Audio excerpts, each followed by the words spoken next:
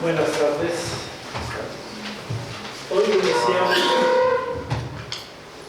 la 27ª edición de este curso Líbano a través de su historia, que es un viaje a la raíz de un país inmenso en historia y cultura. Cada año abrimos este curso como quien enciende, abre un nuevo camino, una lámpara para que nos guíe para el futuro del país y nos hacemos cada día más curiosos de conocer más del Líbano. En este curso no solo repasaremos fechas y acontecimientos, sino es de comprender el espíritu de un pueblo, de una y otra vez, que una y otra vez ha sabido levantarse entre los escombros y reinventarse en la adversidad, creyendo siempre en la dignidad humana, en la convivencia entre los libaneses de sus distintas religiones. Que lo que hace del Líbano un país ejemplar, un país diferente por la convivencia que tiene entre los mismos ciudadanos libaneses. Estudiar la historia del Líbano no es mirar atrás, es tocar el pulso de una tierra que sigue viva en su dolor y su belleza, en sus ruinas y su esperanza. Entre remembranzas, honramos a quienes construyeron, soñaron y resistieron, renovando el deseo de entender para poder armar y amar mejor lo que somos y lo que aún podemos ser. Bienvenidos a esta nueva edición, que sea un espacio de reflexión, diálogo y esperanza. Hoy tenemos una visita muy especial.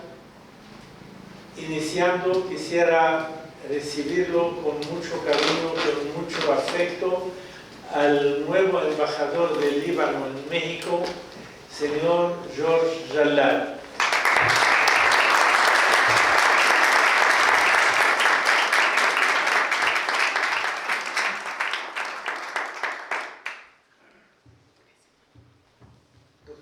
Le deseamos mucho éxito en su trabajo y su nueva misión en México. En representación del Consejo Directivo del Centro Libanés, nos acompaña la arquitecta Gabriela Dergal, presidenta del voluntariado, presidenta del voluntariado del Centro Libanés.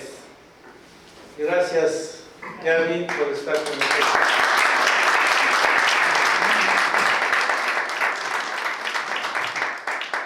En este momento cedo el micrófono al señor embajador, que nos va a dirigir unas palabras.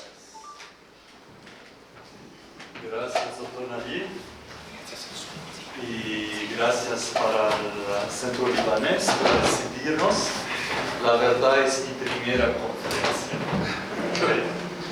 Entonces, espero que mi español va a estar claro. Y yo ya estaba pensando de qué quiero hablar.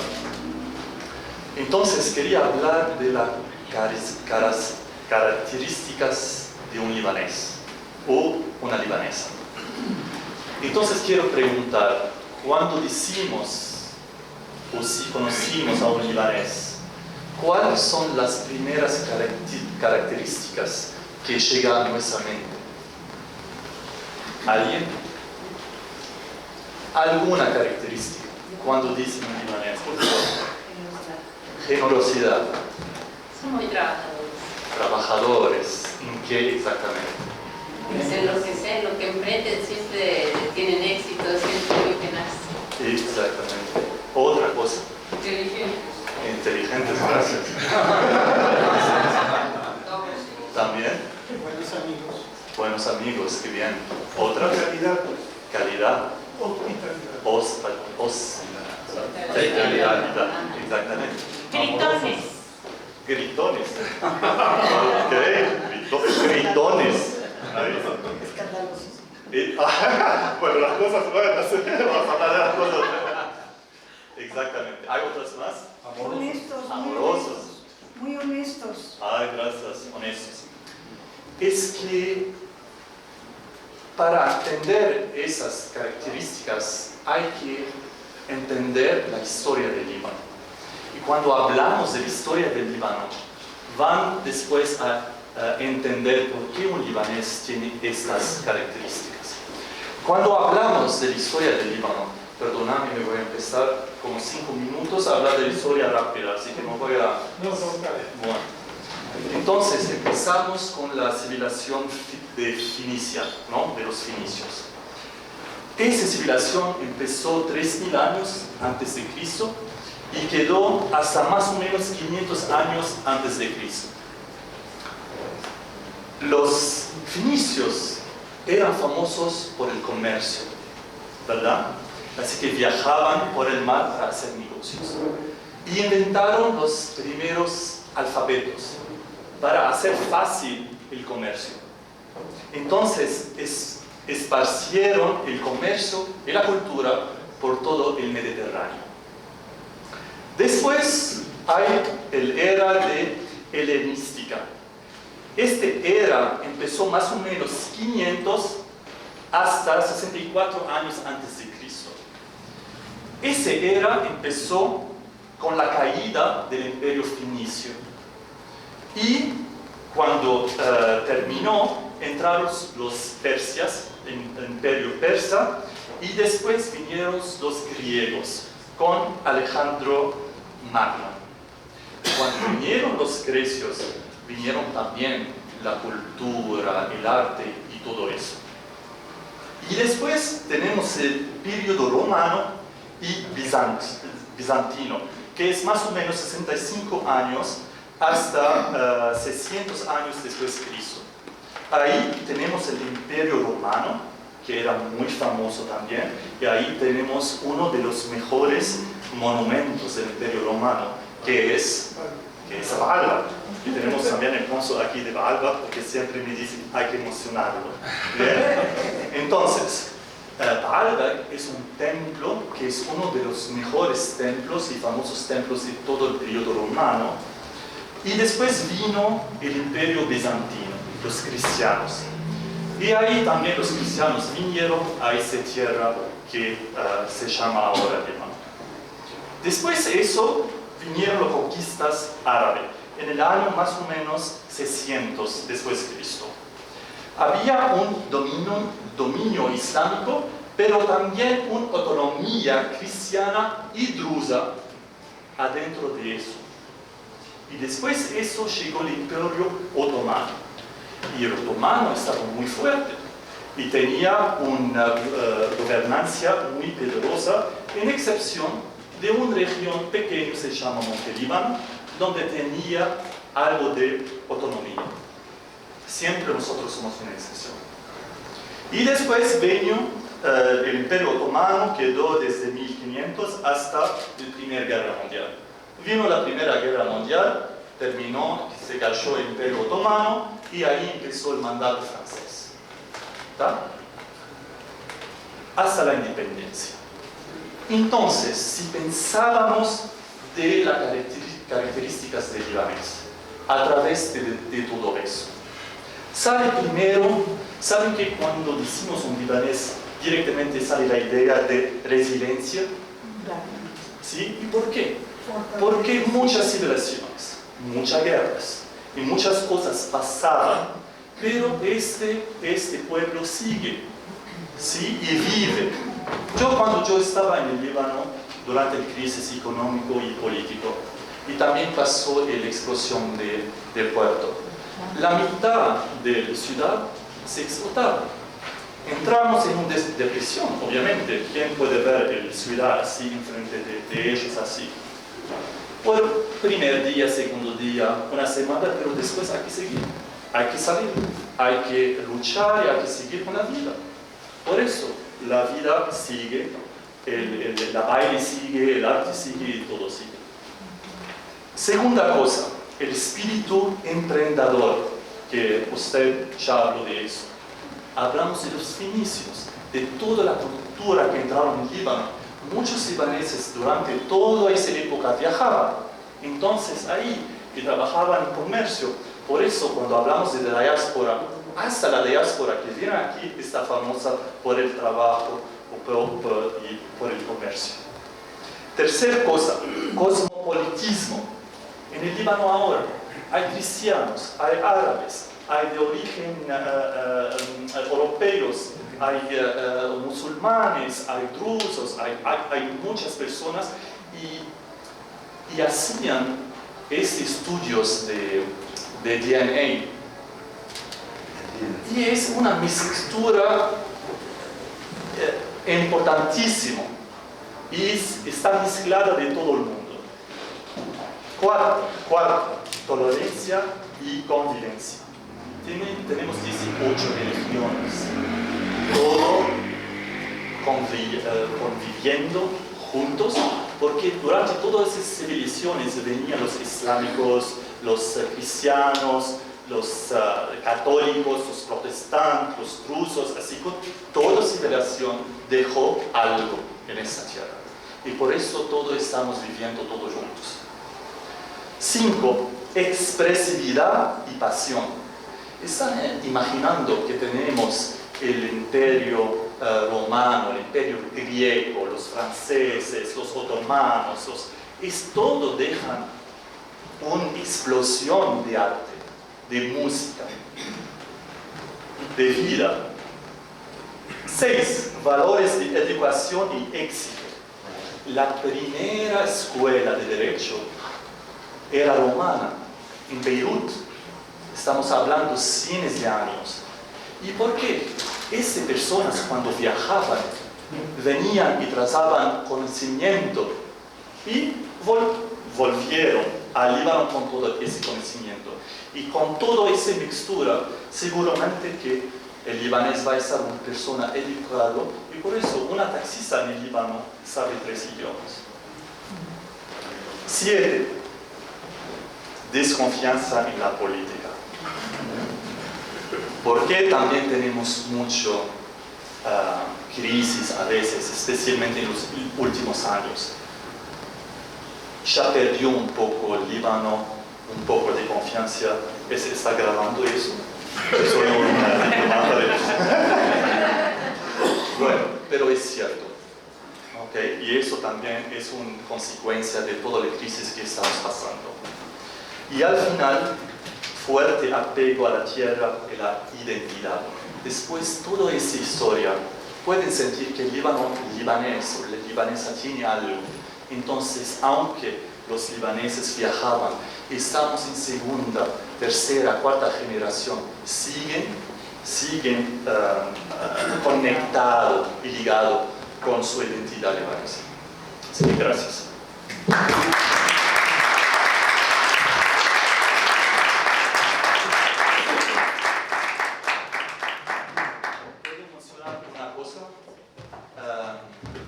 Tenemos ahora, hablando de conexión de la identidad, tenemos las elecciones libanesas. ¿Okay? ¿Hay libaneses aquí que tienen algún documento libanés? ¿Hay? Hay. Okay, bien. Señora, con eso tenemos mucho. Bien. Ok. Es importantísimo que registrar para las elecciones parlamentarias. Tenemos solo una semana. Y si no llegamos a registrar 200 personas, ahora estamos 80 más o menos. Sí. Si no llegamos a registrar 200 personas, no vamos a abrir una caja de, ¿cómo se llama? Para votar. Sí. Entonces, cada persona que tiene ahora en este sala algún documento libanés, señora cónsul va a darlo una papel para llenar si quiere registrar, ¿okay? Para elección. ¿Okay? Gracias, tenemos solo una semana más, ¿okay? Necesitamos 100 más. Gracias.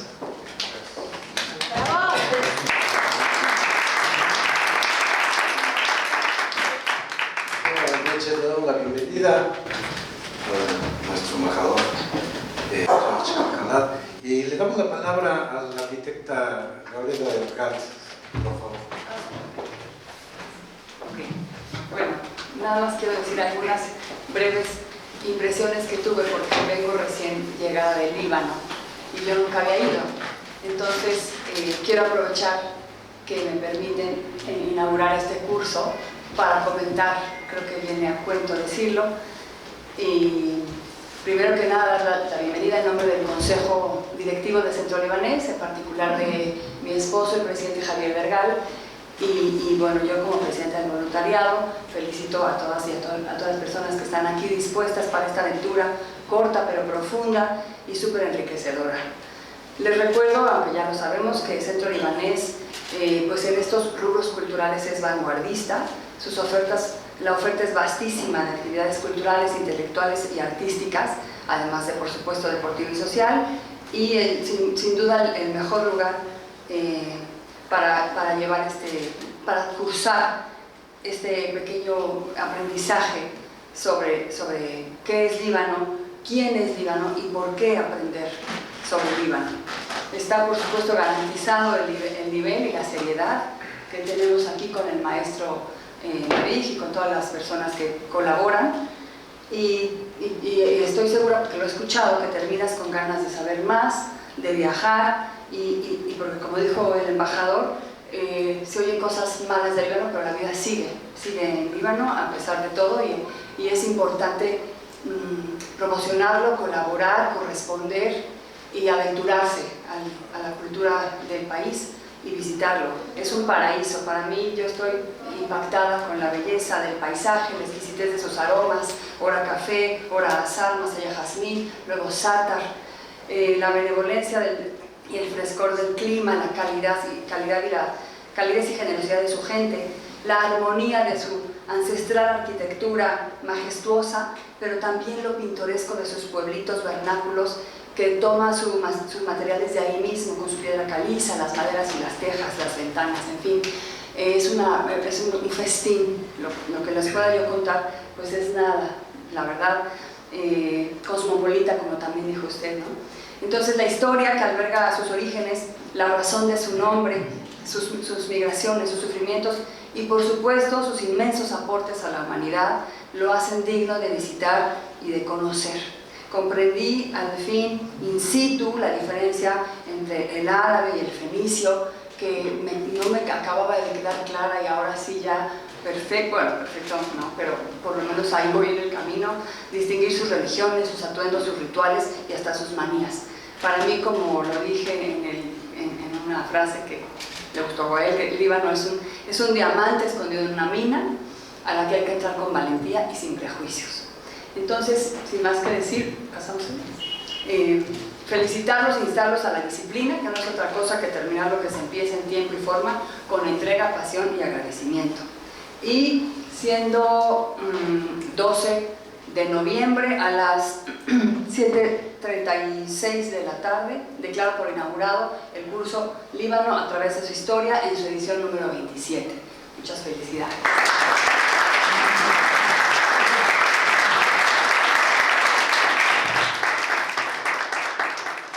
Pues con la venia del Presidium y de todos ustedes asistentes a este curso, hoy damos inicio a la edición número 27 de Líbano a través de su historia. En este curso profundizaremos sobre Monte Líbano, el país más medio oriental de la región, cuyo desarrollo y bienestar de sus ciudadanos es de interés para las y los aquí presentes. En esta primera conferencia trataremos un tema que nos remonta a una de las fuentes estructurales de la conformación de la actual gobernanza libanesa, misma que se origina a partir de un conflicto entre drusos y cristianos, las dos mayorías religiosas en los años 60 del siglo XIX, en el marco de la ya avanzada decadencia del Imperio Turco-Otomano. Este conflicto derivó en la formación del Mutasarrifato. El señor embajador dice que Mutasarrifilla de Beirut. Había varios en toda la región. Es un gobierno provincial con representación de las 6 religiones existentes durante los años 1861 hasta la gran hambruna del Líbano de 1914, en el marco del inicio de la Primera Guerra Mundial. Me permito presentar a nuestros conferencistas de esta noche. El doctor León Rodríguez Zahar, académico y diplomático, y Premio Biblios al Mérito del año 2024.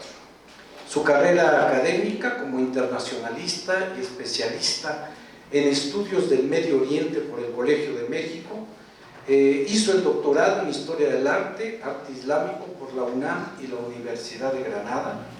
Es autor de libros académicos como La Revolución Islámica Clerical de Irán, del libro Líbano Espejo del Medio Oriente, Comunidad, Confesión y Estado, y el libro Arte Islámico, Evocación del Paraíso, Doctrina, Lenguaje y Temas Iconográficos. Libros de ensayo como La Arquitectura Imaginaria, Al-Azraq, El Palacio Azul, Tarasea Islámica y Mudéjar y Arte Mudéjar. Autor del libro conmemorativo para la Embajada de México en España, intitulado 40 años del establecimiento de relaciones diplomáticas México-España. Autor de novelas La Tercera Diosa y Memorias del Último Califa de Bagdad. En cinematografía ha colaborado en el documental de la Universidad de California intitulada Ojalá supieras los moriscos en Nueva España, que está por estrenarse este fin de semana. Espero que el doctor nos anuncie lugar y hora del mismo. En su carrera diplomática es miembro hasta la fecha del Servicio Exterior Mexicano desde 1987. Encargado del restablecimiento de la Embajada de México en Beirut en 1996, cerrada durante 14 años en el marco de la Guerra Civil Libanesa. Encargado de los temas de Medio Oriente durante la membresía de México en el Consejo de Seguridad de la ONU en los años 2002-2003. Embajador de México ante Palestina entre 2008-2013. Representante alterno en la Embajada de México en España y encargado del establecimiento de la Casa de México en Madrid durante los años 2018-2019. Por su parte, el maestro Rashid Wegebe, su formación escolar es de licenciatura en Letras Francesas Modernas en la Universidad de Provence, en Marsella, Francia, una maestría en Didáctica en las Lenguas Extranjeras en la Universidad de Bourgogne, en Dijon.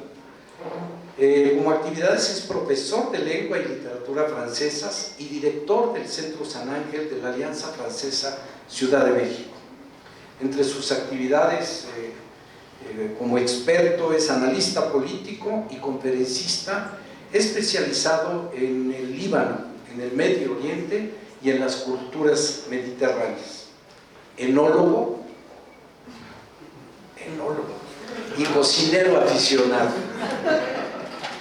Por su parte, el maestro Navid Chartouni, coordinador de esta 27 edición de este curso Líbano a través de su historia, bien conocido por todos ustedes. Y bueno, pues adelante, doctor. Bien, primero a maestro Rashid Wegebe, que nos va a pasar un video y va a hacer unos comentarios sobre el tema del Mutasarrif. Los mutasarrif es un tema que mencionaron que llegaron después de un conflicto, casi un pleito entre los libaneses, y llegaron al gobierno de Mutasarrif para resolver este problema y poner las paces entre la población. Vamos a iniciar a escuchar lo que el maestro Wehbe nos presenta.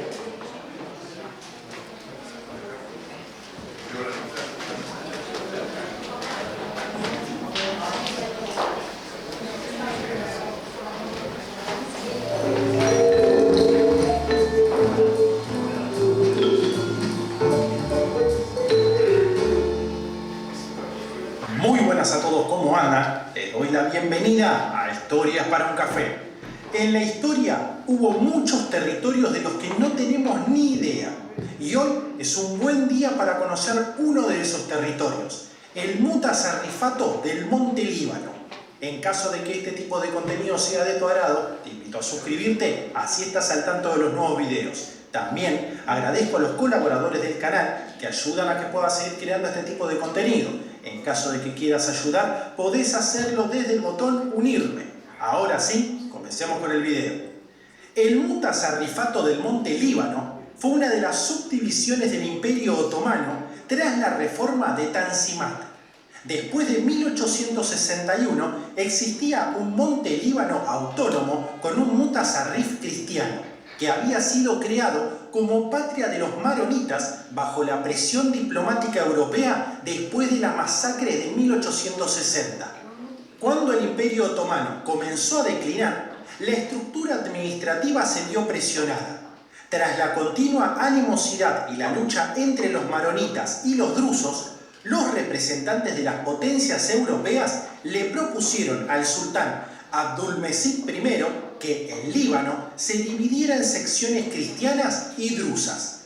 El Sublime Porte finalmente se vio obligado a renunciar a sus planes para el gobierno directo del Líbano, y el 7 de diciembre de 1842 el sultán adoptó la propuesta del príncipe Metternich y le pidió a Asad Pasha, el gobernador de Beirut, que dividiera el monte Líbano en dos distritos. Un distrito norte bajo un Kaymakán cristiano y un distrito sur bajo uno druso, ambos elegidos entre los líderes tribales.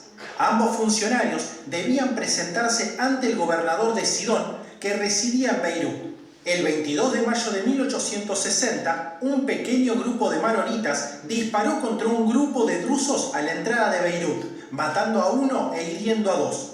Esto provocó un torrente de violencia que se extendió por el Líbano. En solo 3 días, del 29 al 31 de mayo, 60 aldeas fueron destruidas en las cercanías de Beirut. 33 cristianos y 48 drusos resultaron asesinados. En junio, los disturbios se habían extendido a los barrios mixtos del sur del Líbano y el anti-Líbano, a Sidón, Asbaya, Rayaya, Deir el-Kamar y Saleh. Los campesinos drusos sitiaron monasterios y misiones católicas, los quemaron y mataron a los monjes. Francia intervino en nombre de la población cristiana local y Gran Bretaña en nombre de los drusos después de las masacres en las que murieron más de 10.000 cristianos. El 5 de septiembre de 1860, una comisión internacional compuesta por Francia, Gran Bretaña, Austria, Prusia, Rusia y el Imperio Otomano se reunió para investigar las causas de los acontecimientos de 1860 y recomendar un nuevo sistema administrativo y judicial para el Líbano que evitaría la recurrencia de tales eventos. En la organización reglamentaria de 1861, el Monte Líbano se separó preliminarmente de Siria y se reunió bajo un mutasarrif cristiano, designado por el sultán otomano, con la aprobación de las potencias europeas. El Monte Líbano se convirtió en un mutasarrifato semiautónomo. En septiembre de 1864, el estatuto se convirtió en permanente. El mutasarrif debía ser asistido por un consejo administrativo de 12 miembros de las diversas comunidades religiosas en el Líbano. Cada uno de los 6 grupos religiosos que habitan el Líbano, maronitas, drusos, sunitas, chiitas, ortodoxos griegos y melquitas, eligieron a 2 miembros para el consejo. Este sistema mutasarrifato duró desde 1861 hasta 1918, aunque fue abolido de facto por Kemal Pasha, uno de los 3 payas del liderazgo otomano de la Primera Guerra Mundial, en 1915, después de lo cual designó a sus propios gobernadores. En cuanto a los nombramientos, los miembros de la Comisión Internacional investigaron muchos nombres para la nueva división administrativa y su gobernador. Se consideraron muchos títulos. Emir fue rápidamente refutado porque era ofensivo para la puerta otomana. Emir era un título del sultán otomano y recordaba al sistema emirato que los otomanos lucharon por abolir. Valí también cayó en consideración porque los miembros de la comisión querían transmitir la importancia del rango del nuevo título que estaba por encima del de los gobernadores otomanos de los valiatos cercanos.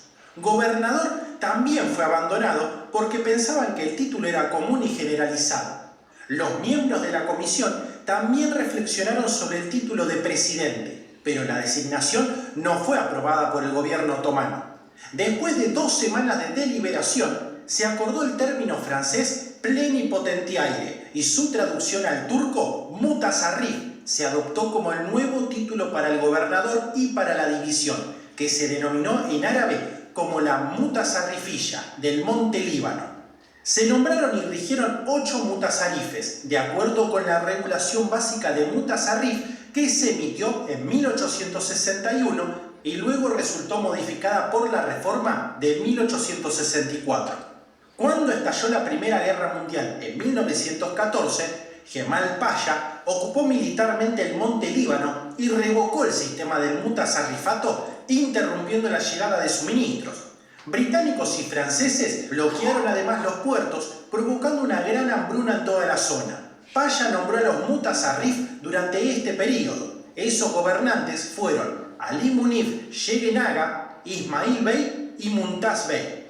Así llegamos al final de este video que espero haya sido útil para conocer más sobre el mutasarrifato del monte Líbano. De ser así, te agradecería que me puedas dejar un pulgar arriba y te suscribas, que ayuda a que el canal siga creciendo. Esto ha sido Historias para un Café y nos veremos pronto. Hasta luego.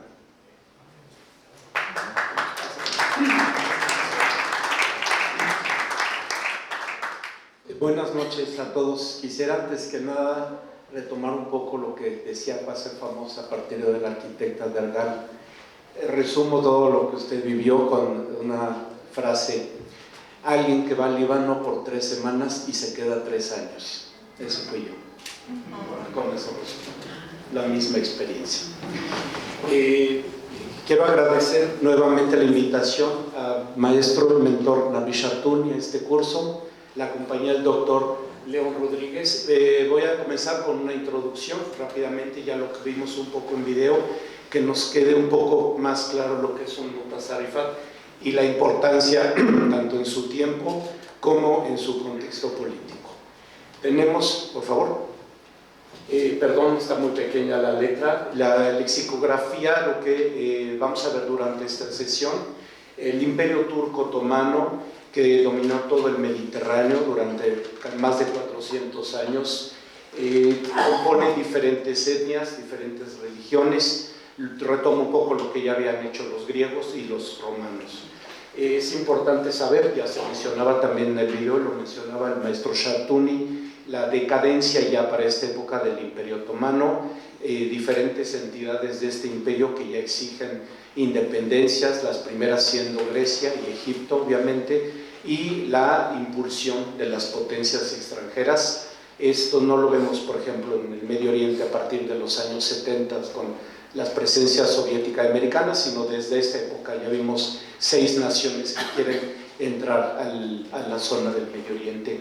Muy importante porque el paso por el Mar Rojo para cortar todo el Cuerno de África y atravesar para ir a las colonias francesas y británicas y regresar a Europa de una forma más sencilla.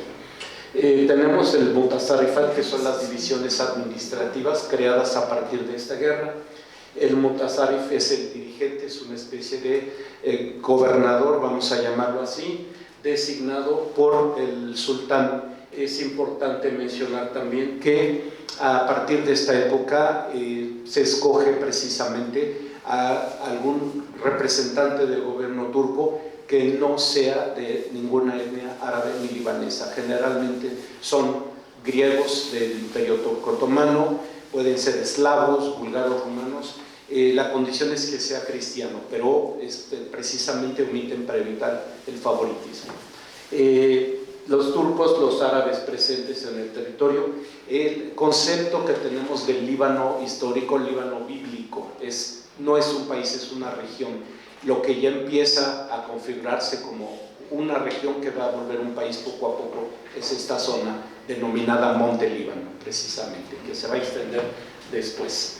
En 1860 manda el célebre allá, y aquí también Napoleón III, todos lo conocemos, una expedición que fue organizada por Alphonse de Lamartine, diplomático y político.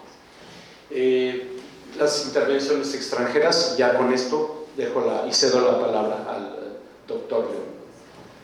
Pues está bien, gracias. Pues, diste una introducción muy amplia, casi la historia completa. Y ahorita vamos a escuchar al doctor León. Adelante. El doctor León nos trajo un PowerPoint. Bueno, esto corresponde al año 1840-1860, es de aquí no alcanzo a ver, pero debe decir el Caiba Camato. Realmente, como nos estamos centrando en el siglo XIX como antecedente del Líbano moderno, creo que esa es la idea de Nabil.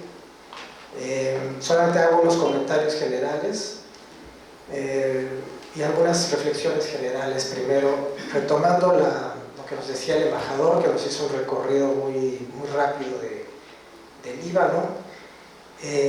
Yo creo que podemos hablar de el Líbano como un territorio histórico que siempre fue reconocido como tal, como decía el embajador, desde el año 2000 a.C., o un poco antes con la aparición de los fenicios básicamente, ¿no? De las ciudades fenicias famosas de Biblo, Tiro, Sidón, luego otras más pequeñas como Beirut, Arwad, Acre.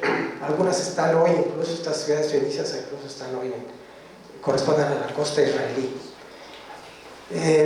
Pero después de eso, lo que podemos hablar en cuanto al Líbano es de una superposición de civilizaciones, ¿no? A partir de la desaparición de los fenicios, a partir de la llegada de los imperios que nos mencionaba el embajador rápidamente, el imperio persa y el imperio de Alejandro Magno, y el imperio romano, y luego los bizantinos, y luego los musulmanes, y luego las cruzadas, y luego los otomanos, y hasta llegar ya al siglo XX, ¿no? Entonces, es muy difícil hablar de la historia del Líbano. No existe una historia del Líbano, son varias historias, y esta superposición de civilizaciones, pues esos cambios fueron bastante violentos, ¿no? Y de civilizaciones muy disímbolas.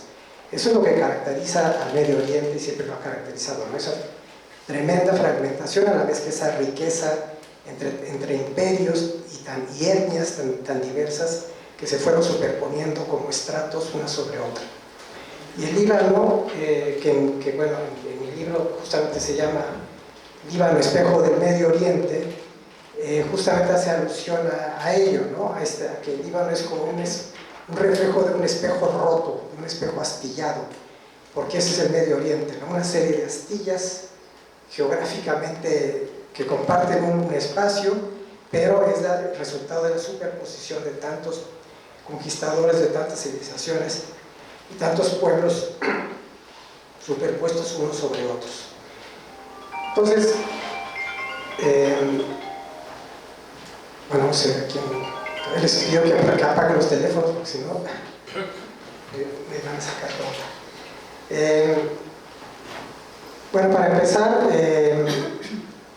hecha esta aclaración de que sí podemos hablar de un Líbano como referente territorial y aún hoy en día permanece esa identidad, o sea, el Líbano es un territorio en busca de una nación, no la ha llegado a tener. Fuera de la época fenicia, realmente no podemos hablar de una historia de Líbano ni de una nación libanesa. Como les digo, es la superposición de varias etnias y de varias confesiones religiosas. Y hoy en día, después de la guerra civil, que es con lo que concluye este libro, lo que surgió es una identidad justamente territorial.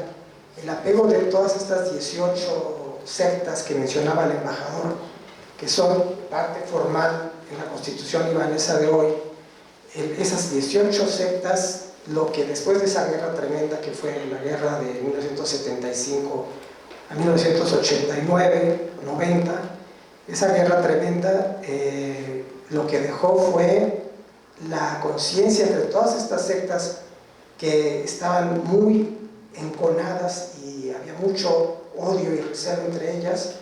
Lo que quedó sí fue la idea de que no pueden sobrevivir solas, porque son demasiado pequeñas para formar naciones propias, aunque muchos lo trataron, digo, los chiitas con Hezbollah lo quiso intentar, los maronitas lo quisieron intentar, pero son demasiado pequeñas como para formar una nación.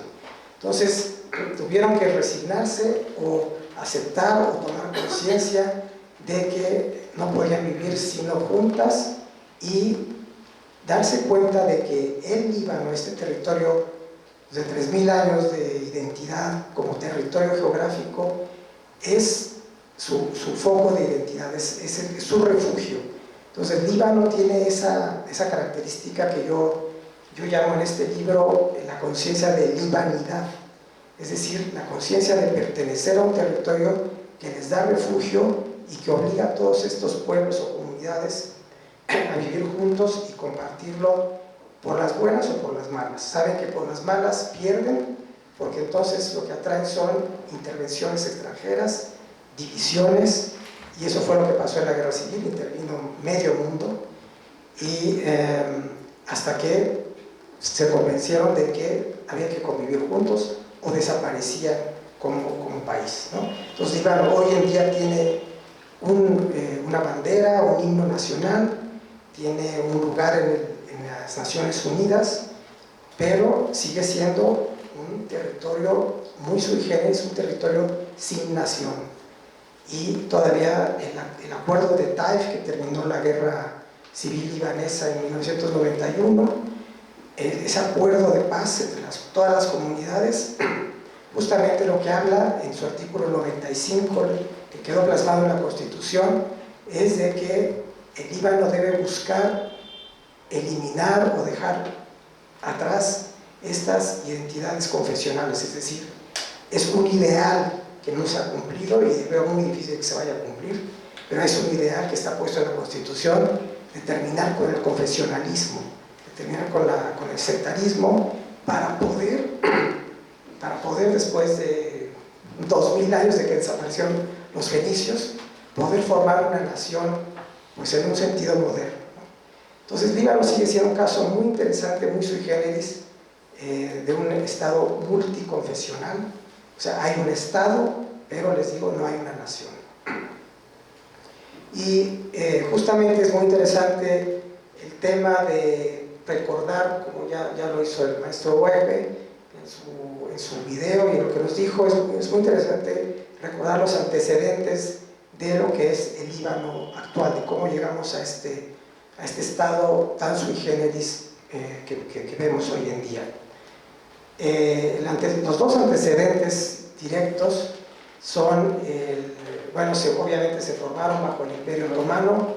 El Imperio Otomano pues fue un imperio obviamente musulmán que se estableció abarcando lo que hoy es Líbano, pero bueno, saben ustedes que el Imperio Otomano se extendía desde lo que hoy es Turquía, y de hecho los Balcanes europeos, y se extendía hasta Argelia y la península arábiga, y su frontera era Irak con Irán. la actual Irán, ¿no? Irak era la frontera y fue un imperio enorme que pues, existió durante básicamente 500 años hasta la Primera Guerra Mundial. El Líbano, insisto en este término de el Líbano, este territorio tan sui generis por sus montañas y sus montañas que con una cantidad de valles, parece un muégano, que permite justamente, esa fragmentación permite justamente el refugio de todos estos grupos que se fueron superponiendo en estos recovecos de las montañas. Ahí fueron asentándose todas estas sectas que hoy conforman el Líbano, ¿no? Ahí llegaron los maronitas en el siglo VII, en los años 600 después de Cristo. Ahí llegaron los drusos poco después, por ahí del año 1000. Luego vinieron los cruzados, que dejaron ahí también su huella con los maronitas, porque bueno, se identificaron como católicos. Y llegaron los sunitas musulmanes, que se establecieron en la costa. Los sunitas se superpusieron o convivieron con los greco-ortodoxos, que eran de origen bizantino, cristianos, pero se convivían con los musulmanes. Y ahí llegaron también como refugiados los chiitas, el famoso Hezbollah, que hoy tiene un control territorial muy claro.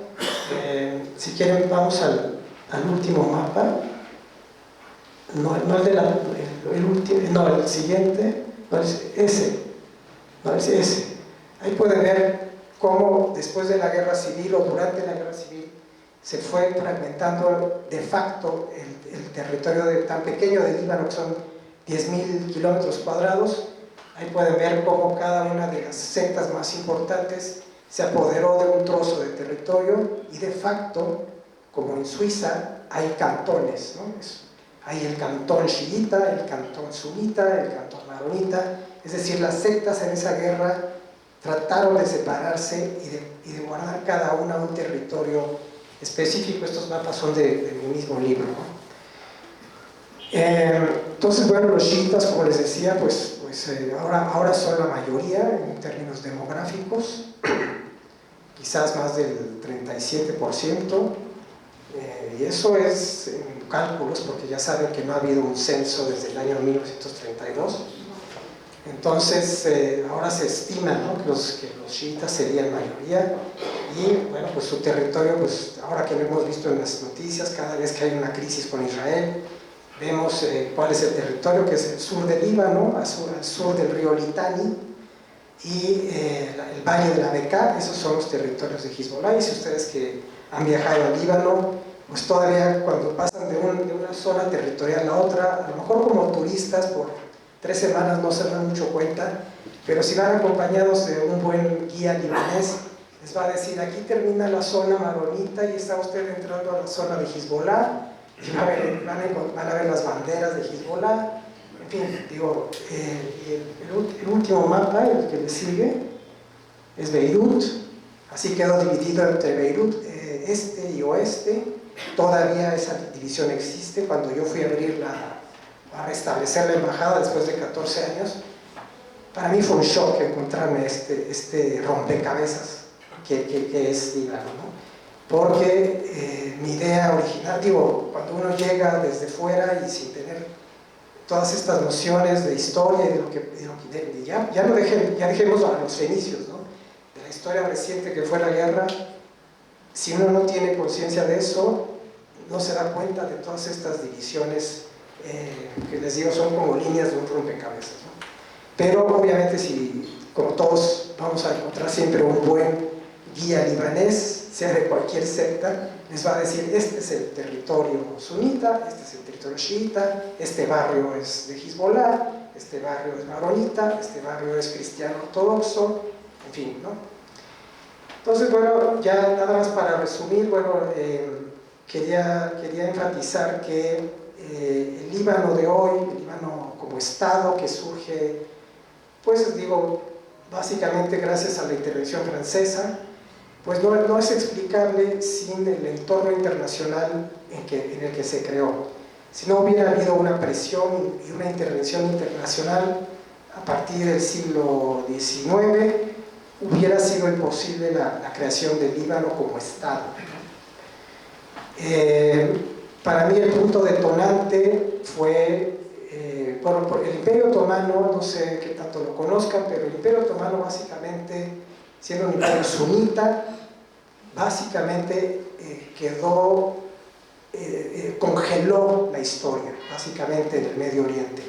Hubo una Pax Otomana por la fuerza, como les digo, controló todo lo que hoy se llama mundo árabe, más los territorios de Turquía y les digo los Balcanes, pero básicamente la parte del Medio Oriente la congeló.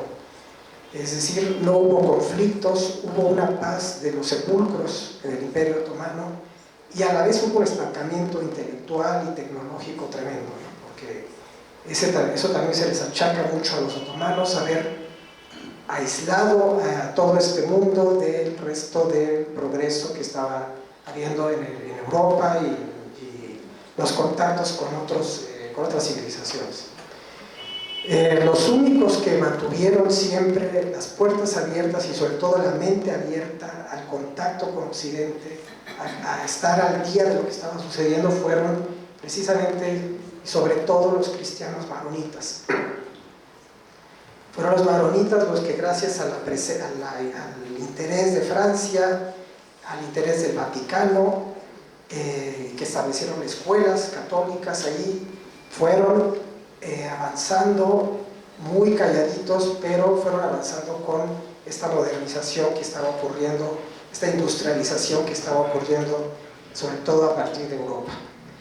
Y como les digo, solo gracias a la intervención de Napoleón I en 1799 en Egipto, que luego pasó a Francia, ahí se vio cómo el Imperio Otomano, para las potencias europeas, se dieron cuenta de cómo el Imperio Otomano era realmente un cascarón y que había nada más que pincharlo para craquelarlo y ya las ambiciones imperiales europeas, sobre todo de Gran Bretaña y Francia, ya eran muy claras, y ese fue la primera señal de que iba a ser muy fácil romper ese imperio y repartírselo.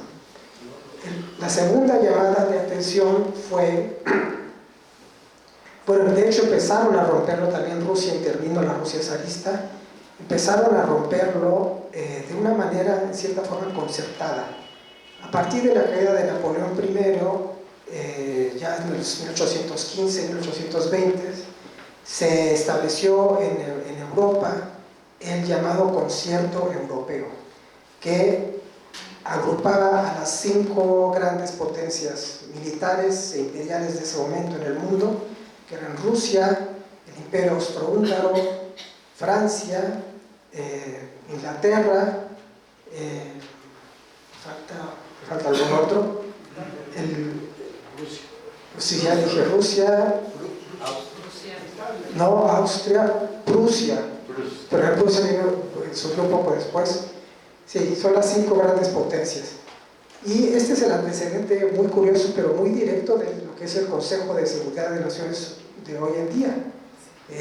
A veces funciona y a veces es un desastre, ¿no? Se está repartiendo el mundo y a veces se ponen de acuerdo, y cuando no se ponen de acuerdo, pobres de los que son objeto de su atención. Ya lo vimos ahí en esta reunión de Trump con el presidente Putin en Alaska. Esa reunión tan clave fue para decir: esto te toca a ti, esto te toca a mí. Digo, ahora ya no es el concierto europeo, ahora ya nada más son 2 potencias. Y China anda por ahí tocando a la puerta, ¿no? Pero básicamente lo que hicieron Putin y Trump en esta conciencia muy extraña, porque es una mentalidad de grandes potencias que se pueden repartir el mundo, ¿no? Bueno, pues sí, gracias debido a la crisis que hubo en 1840, que es el primer mapa, volvemos al primer mapa, gracias a la crisis que hubo, bueno, antes del Climacamato, lo que les decía, como Napoleón I pinchó al Imperio Otomano, hubo una especie de reacción en cadena, ¿no? A partir de Napoleón, bueno, Napoleón es derrotado, pero surge en Egipto por primera vez un poder autónomo, que se rebela contra el Imperio Otomano, que es el imperio de Mohamed Ali. Si han ido a Egipto, ahí está su famosa mezquita de Mohamed Ali y algunos otros monumentos. Este hombre se sublevó contra el Imperio Otomano y desde Egipto conquistó el Oriente Medio, y su idea era llegar hasta Estambul para negociar con el sultán y decirle: queremos la independencia, ¿no? Yo me quiero quedar con toda esta parte del Oriente Medio, y eso incluía Líbano. Entonces, de 1830 a 1840 hubo este dominio egipcio sobre Siria, Líbano, Egipto, en fin, y esta intervención de Mohamed Ali permitió romper también un poco este sistema feudal muy antiguo que persistía en Líbano y que se había mantenido durante todo el Imperio Otomano, pero era un sistema feudal que funcionaba porque drusos y maronitas se habían aliado, ahí arrinconados y refugiados en la montaña, se habían puesto de acuerdo, aunque son dos sectas completamente diferentes, pero se habían puesto de acuerdo para poder mantener el control en esto que se llama la montaña, y que está ahí marcada con rayas punteadas en el centro. Es la montaña, la famosa montaña libanesa, no la costa ni el valle de la Beca, pero esa era la zona impenetrable del Líbano, ¿no? Se llama el monte Líbano. Entonces ellos dos cooperaron durante casi 300 años, cooperaron para mantener esa autonomía medio escondida y tolerada, o medio tolerada, por el Imperio Otomano. Pero a partir de la intervención egipcia se rompe esa armonía. Los maronitas, como ya les decía, sobre todo los maronitas, se habían empezado a enriquecer, habían empezado a evolucionar más o a desarrollarse más en términos tecnológicos, industriales. Empieza a haber ya una separación que hace imposible la convivencia entre ambos, y surge la primera crisis confesional, el antecedente de todas las que hemos visto, que es la de 1840-41, y ahí, bueno, la primera matanza entre drusos y maronitas, ¿no? Entonces ahí el concierto europeo del que yo les hablaba interviene, y Austria, el Imperio Austrohúngaro, propone justamente, bueno, para solucionar esta crisis confesional y evitarla, vamos a dividir el monte Líbano, una parte para un gobernador autónomo druso y la otra para un gobernador maronita. Esta es la primera señal de lo que va a ser después el Líbano de hoy, multiconfesional, con sus 18 comunidades que se reparten el poder, ¿no? Este experimento duró poco, de 1840 a 1860-61, es cuando hay otra crisis confesional. Estas crisis confesionales no solo eran por el recelo entre ambos a nivel de envidias o de resentimiento económico, porque los maronitas resulta que estaban siendo favorecidos por los franceses o por los europeos, mientras los rusos se iban quedando estancados y retrasados en su desarrollo. Pero también muchas veces las propias 5 potencias estaban metiendo cizaña entre ellos, y los propios otomanos metían cizaña entre ellos, divide y vencerás, ¿no? Entonces, bueno, esto acabó en otra crisis, fue en 1860-61, otra matanza que ya nos explicaba el profesor Wagner, y eso llamó una intervención del concierto europeo, porque realmente fue el concierto europeo el que la autorizó, comandada por Francia, por Napoleón I, y de ahí surgió la idea del mutasarrifato, que fue decir, bueno, como no pueden vivir juntos drusos y maronitas, vamos a crear una sola autonomía, que es el que fue el mutasarrifato, la mutasarrifilla en árabe. Mutasarrif significa realmente, en esencia, en términos de nomenclatura, significa administrador. Entonces era un administrador que tenía que ser católico, no libanés, o no maronita, sino importado de alguna otra región del Imperio Otomano, que fuera católico, y estaba bajo el control directo del imperio del sultán de Estambul. Ya no dependían ni de los gobernadores de Damasco, ni de los gobernadores de Sidón o de Beirut, que eran provincias otomanas, ¿no?, en ese entonces. ahí surgió lo que también nos decía el profesor, ahí surgió este consejo de 12 miembros, donde ya vemos otra señal de lo que es el Líbano de hoy, el arreglo de hoy, que eran las 6 sectas principales, ¿no? que son las que siguen predominando, que estaban ahí representados de las 12, 6 eran cristianos y 5 eran musulmanes, pero subdivididos en varias sectas, ¿no? Los cristianos, obviamente, a la cabeza estaban los maronitas, los griegos ortodoxos, los melquitas, no sé si los armenios, no, creo que no. Y del lado musulmán estaban los sunitas, los chiitas y se ponía y los drusos, porque los drusos son una rama muy extraña, muy peculiar del Islam. A veces se les considera totalmente heréticos, a veces se hacen pasar por musulmanes, en fin, es otro cuento, ¿no?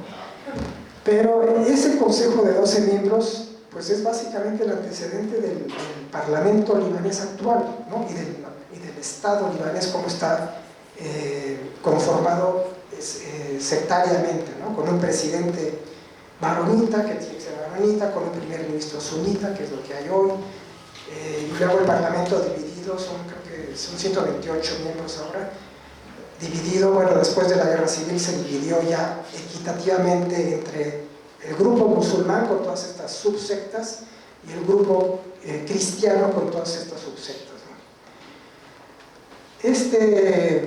Este experimento del mutasarrifato, bueno, no surgió solo en el Líbano, ¿no? Estas 5 potencias europeas, el concierto europeo, ya había intervenido, ya, como les dije, ya había empezado a pinchar y a cuartear el cascarón del huevo otomano. Entonces, poco a poco se iban comiendo al Imperio Otomano, ¿no? Y poco a poco lo iban debilitando, porque mientras esto surge en el Líbano, ya desde 1818, 19, ya los rusos habían tomado la delantera y habían empezado a liberar todas las zonas ortodoxas, cristiano-ortodoxas, que son de los Balcanes. Ellos permitieron el surgimiento de Bulgaria, ellos permitieron el surgimiento de Serbia, y en 1821 al 29, casi paralelo con nuestras guerras de independencia aquí en México, entre Inglaterra y Rusia fomentaron, apoyaron la independencia griega. Entonces, como ven, no fue solo el tema del mutasarrifato. Y bueno, el mutasarrifato duró hasta 1915, cuando ya en la Primera Guerra Mundial se rompe este pacto internacional, porque realmente era un pacto internacional, y entonces el Imperio Otomano retoma brevemente el control del Líbano, provoca esta hambruna, de donde salimos todos nosotros, porque bueno, fue una hambruna tal que se provocó la primera gran diáspora, ya en 1820, bueno, los acuerdos de Versalles, 1917-18, ya ahí se decide finalmente la destrucción o el desmantelamiento del Imperio Otomano, y Francia y Gran Bretaña se reparten el Medio Oriente y crean estos estados artificiales, realmente, porque crean Irak, crean Jordania, crean Líbano, crean Egipto, exponen las fronteras artificiales, la propia Arabia Saudita, ¿no? Y bueno, pues ahí ya bajo el control francés, de la Liga de las Naciones, todavía ya el concierto europeo pasa a ser la Liga de las Naciones, y la Liga de las Naciones después va a pasar a ser las Naciones Unidas. Bueno, ya bajo este paraguas internacional de la Liga de las Naciones, entonces va a surgir ya el mandato francés del Líbano y la delimitación territorial de lo que va a ser el Líbano como lo conocemos hoy. El problema, ya para terminar, el gran problema fue que al hacer la definición de las fronteras del Líbano se incluyeron los territorios chiitas, los territorios de dominio sunita en la costa, en la Bekaa, en el sur del Líbano. Entonces se hizo este peboste muy artificial y muy forzado, y eso es lo que, pues sí, surgió lo que se llama el Gran Líbano, más allá de la montaña, pero es un Líbano que surgió muy inestable y bueno, pues seguimos en esta situación. Muchas gracias.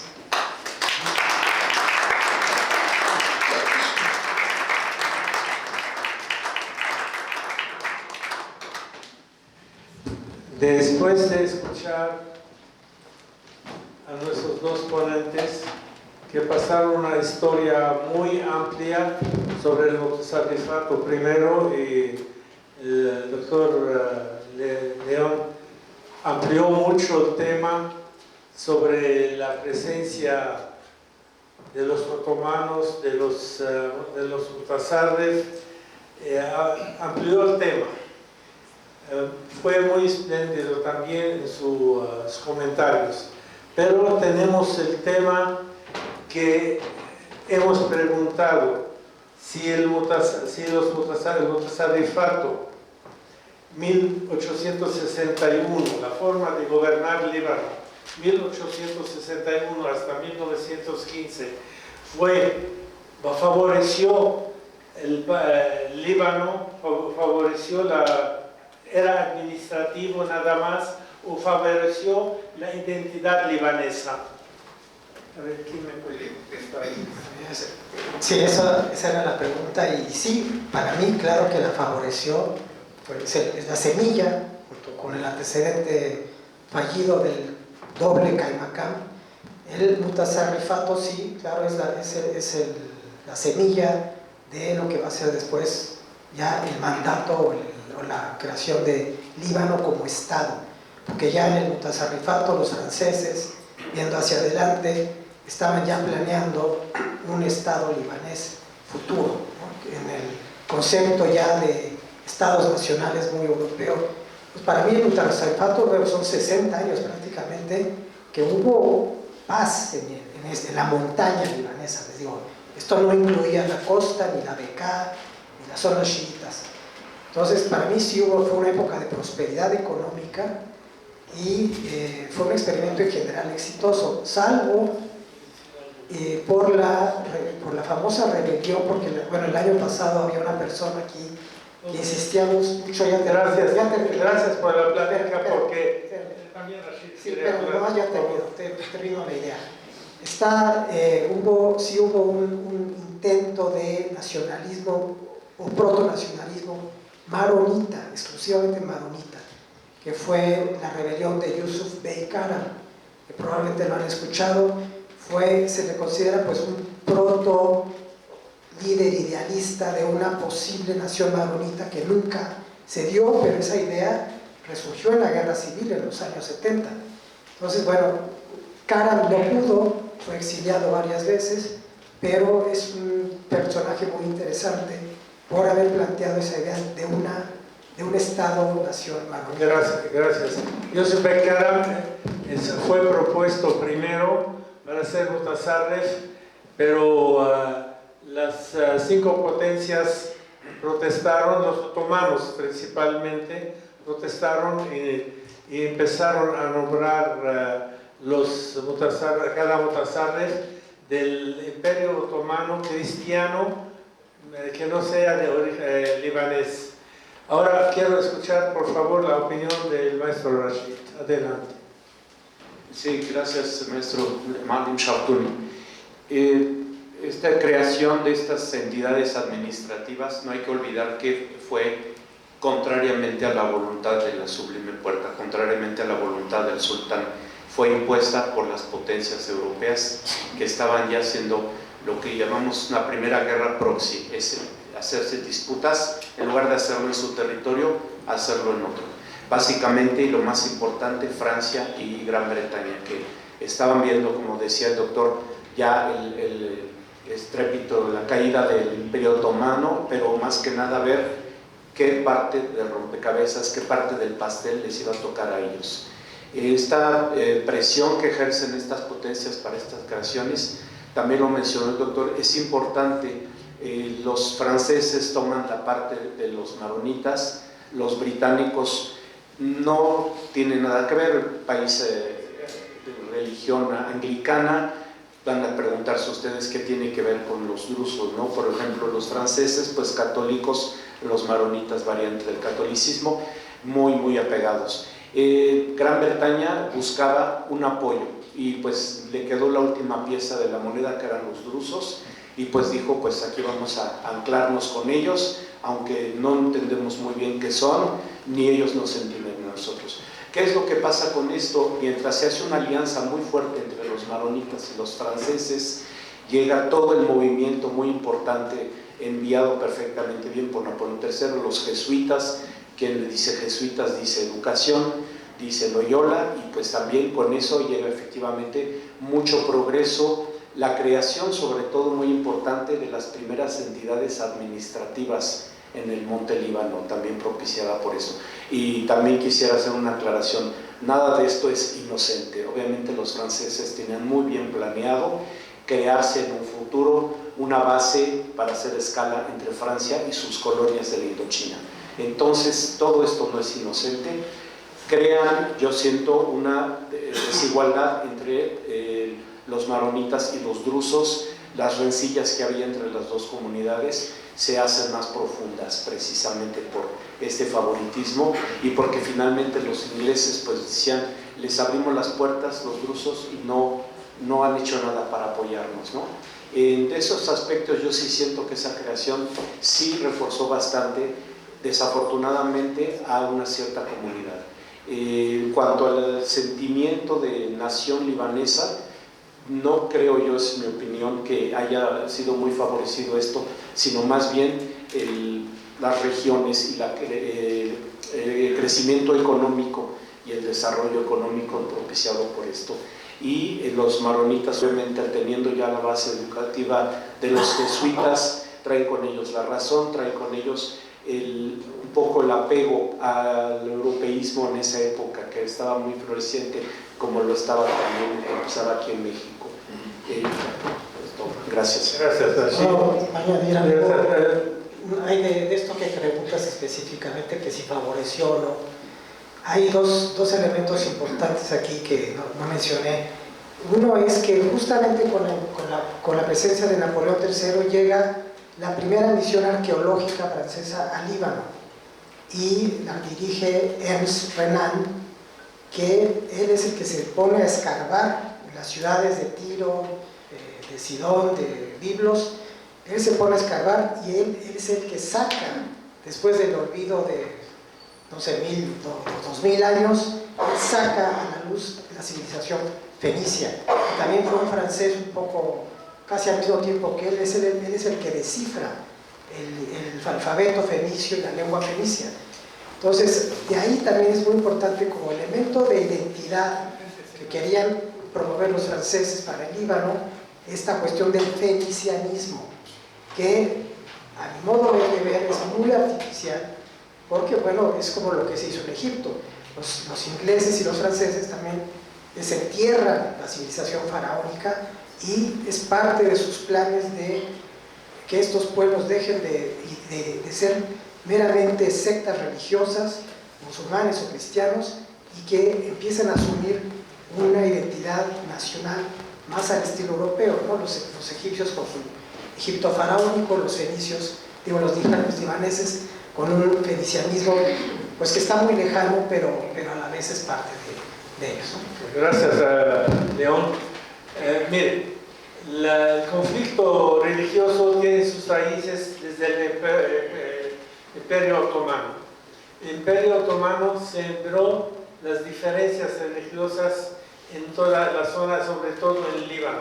Lo que se mencionó hace rato de 1841 hasta 1860, la guerra entre cristianos y drusos era falsa, era muy grave, sí, fue real, pero fue alimentada por los otomanos, que mataron para matar a los cristianos en Monte Líbano y matar a los cristianos en Damasco. Eso fue un complot armado y preparado. Ahora regresamos a lo que es los Mutasarref en Monte Líbano. yo considero que los mutasarrifatos en Monte Líbano sí apoyó la identidad libanesa, sí conservó lo que se había hecho anteriormente con los Shehab y los Man, para dar más fuerza a la idea principal de la independencia del Líbano. En aquella época no teníamos los 10.452 kilómetros cuadrados, pero teníamos la esencia sentimental de un Líbano. Y cómo se considera en el mutasarrifato se conservó eso, porque el gobierno otomano, el Imperio Otomano, nunca pagó sueldos a los mutasarrif. Los mutasarrif del impuesto que cobraban ahí, mandaban una parte al Imperio Otomano y la otra parte hacían obras y cobraban su sueldo. A diferencia de otros gobernantes en otras wilayat en la zona, que de Akka, de Damasco, de otras partes, estos cobraban sueldo directo del Imperio Otomano. Eso ayudó mucho para dar cierta independencia, que después siguió lo que mencionó el doctor León, después con los franceses y eso, se alimentó esta idea de la independencia del Líbano, y el Líbano está formado de varias religiones, ya estamos acostumbrados de convivir. Llegará el momento que ya no habrá, en este momento inclusive, ya hay menos fanatismo religioso en la nueva generación, las nuevas generaciones.